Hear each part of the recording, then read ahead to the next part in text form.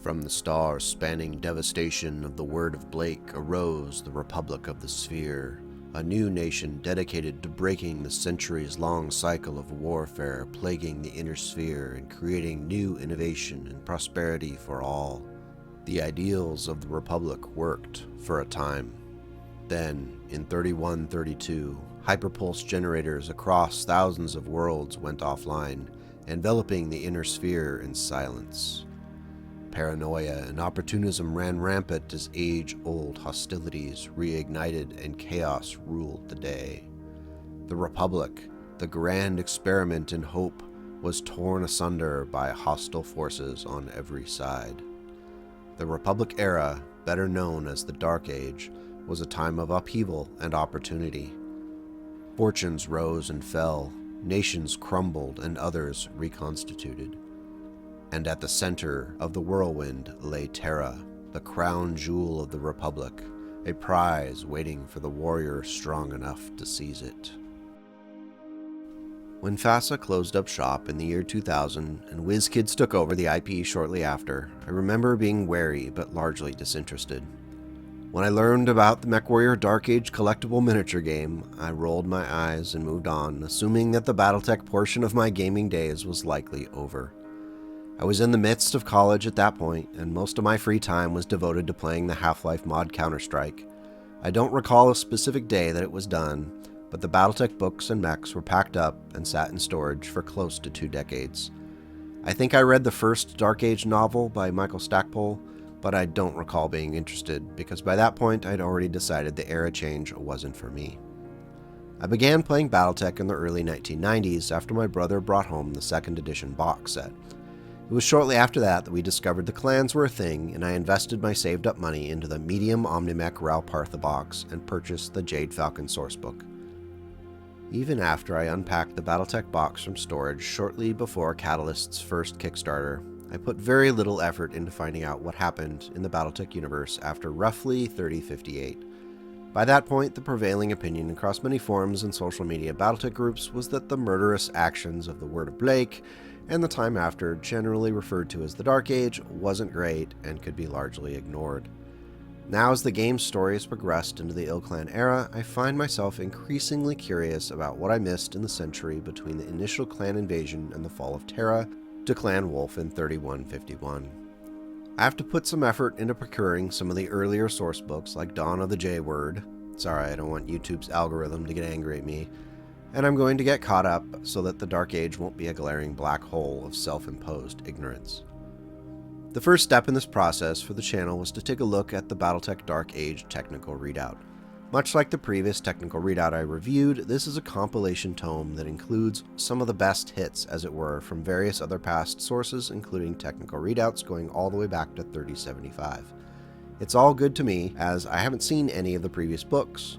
I wasn't kidding when I said I skipped Dark Age earlier, so let's take a look and see what the book has to offer. As with the other recent technical readouts, we have an introduction from our lore master Stephen Rorschach, who goes through his reasoning as to why Dark Age is a bit of a misnomer, as most of the time within the era saw considerable advances in technology and a political stabilization of the core of the Inner Sphere with the creation of the Republic of the Sphere. The HPG blackout and the uncertain future created as a result only occurred relatively recently in the timeline.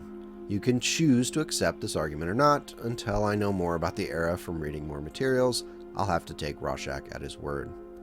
A major difference with this technical readout and previous TROs is that there's no longer a segregated section for clan and Inner Sphere mechs. As Rorschach notes in the introduction, the extensive commingling of clan and Inner Sphere peoples following the invasion resulted in a mixing of technologies to the point where there are Inner Sphere Omnimechs wielding clan weaponry and clan second-line mechs that carry some Inner Sphere gear. At this point, the distinction between these machines is starting to blur, and the book recognizes that. All the usual things you'd expect to find in a technical readout are here, including summaries, basic technical information like movement, hardpoints, equipment, and weapons, along with line art. Concerning the art, the quality of the art in this TRO is great. The artists really go out of their way to present the machines in a realistic way, sometimes even drawing the scene and even people around the mech, which helps the reader understand the size of these battle mechs.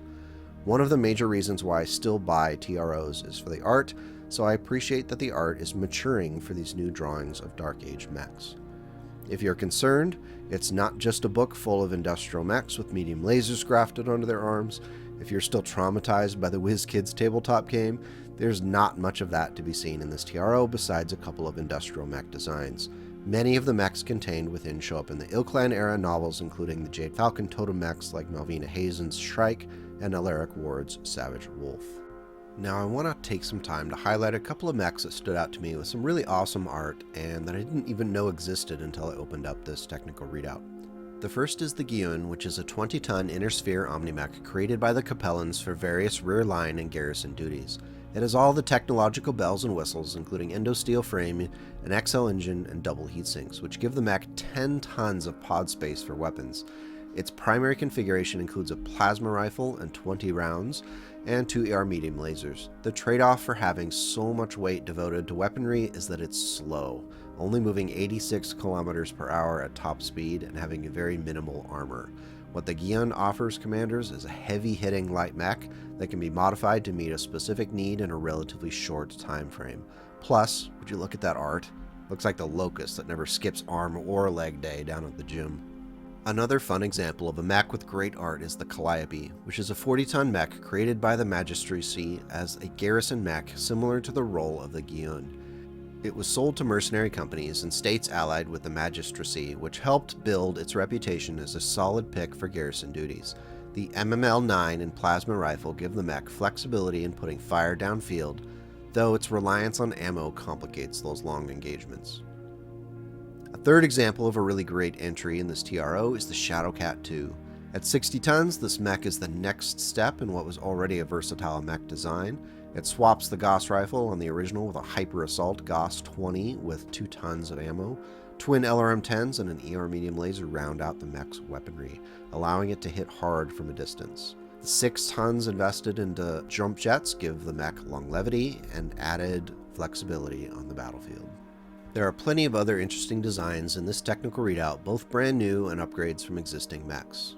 An interesting addition to this TRO that wasn't in the Clan Invasion TRO is a page at the back which references where exactly rules can be found for equipment not found within the Battletech manual. This is very much appreciated as I'm an old fart who doesn't know all the new weaponry stats by heart, and players new to the game will want to know where to go for the rules. Thank you for this catalyst. Keep doing stuff like this to enhance accessibility. Go for it. Navigating some of the supplemental sourcebooks for specific rules and equipment can be a chore. This page might be my favorite thing in this entire technical readout.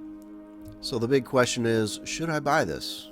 My answer is going to be similar to the review for the Clan Invasion technical readout. If you don't already own the previously printed source materials and want a guide for some of the most commonly seen mechs from the Dark Age era, this could be a useful resource to build up some background knowledge. The art in the book is top-notch, with several artists I recognize from earlier efforts really showing a growth in their style and ability to represent Battletechs in all of their majesty. The Dark Age TRO isn't a requirement to play the game, and all of the mech details are readily found in various online sources, but I'm old school and I want that physical copy. I'm happy with the purchase, and I would recommend it if you seek to learn more about this tumultuous era in Battletech history. If you have any questions concerning specific mechs within this TRO, don't hesitate to ask in the comments below. I'll include a link to the book in the Catalyst store if you're interested in the PDF or even the hardback version. Thank you for watching. Big thanks to the Ko-Fi supporters who are keeping this venture going. If you want to check out another video, I'd recommend this review of the Ilklan sourcebook, which should be visible on the screen right now. Take care, be awesome, and go make the world a slightly better place today and tomorrow.